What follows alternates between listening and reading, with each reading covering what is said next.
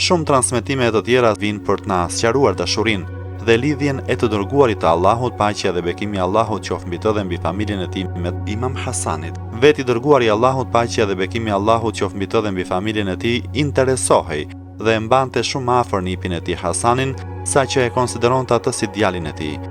I dërguari i Allahut, paqja dhe bekimi i Allahut qoftë mbi të dhe mbi familjen e tij, kishte një përkushtim të veçantë për Hasanin.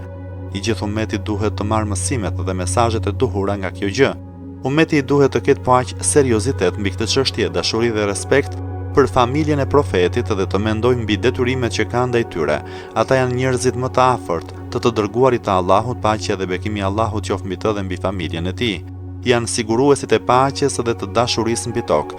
Janë siguruesit e vazhdueshmërisë së ndikimit të shpalljes.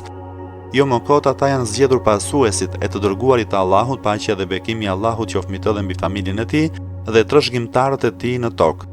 Ne do ta mbyllim këtë kërkim me një hadith të transmetuar nga sahabiu i nderuar Abdullah ibn Umar, në të cilin thuhet se Hasani ishte njeriu më i dashur nga njerëzit e tokës mes banorëve të qiellit.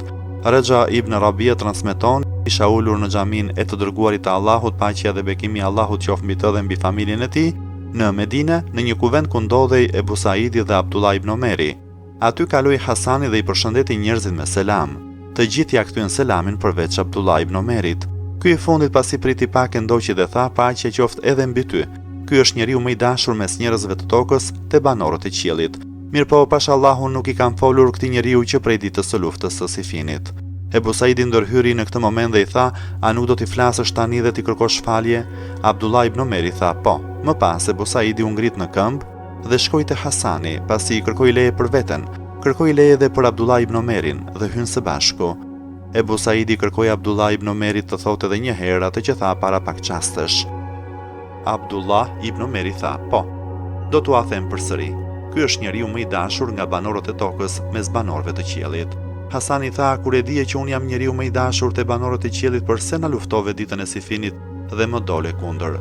Abdullah ibn Omeri tha: pasha Zotin, as nuk të kam kundërshtuar e as nuk kam ngritur shpatën kundër teje, por kam marrë pjesë në atë luftë vetëm se ishte babai im.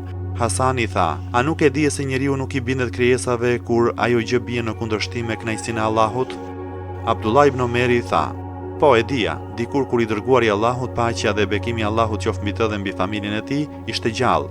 Unë agjëroja çdo ditë, njëra pas tjetrës. Për këtë babai im u ankua tek i dërguari i Allahut, paqja dhe bekimi i Allahut qoftë mbi të dhe mbi familjen e tij, duke i thënë: o i dërguari i Allahut, Abdullah ibn Omeri agjeron çdo ditë dhe falet çdo natë. I dërguari i Allahut tha: agjëro, bëj iftar dhe fli, edhe unë agjeroj, bëj iftar, falem dhe flej.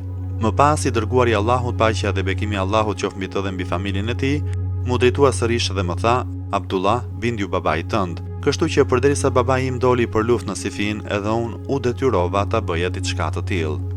El Haythami thot në librin e tij se ky është një hadith i saktë dhe të gjithë burrat që përmenden në këtë zinxhir të këtij hadithi janë të gjithë të saktë.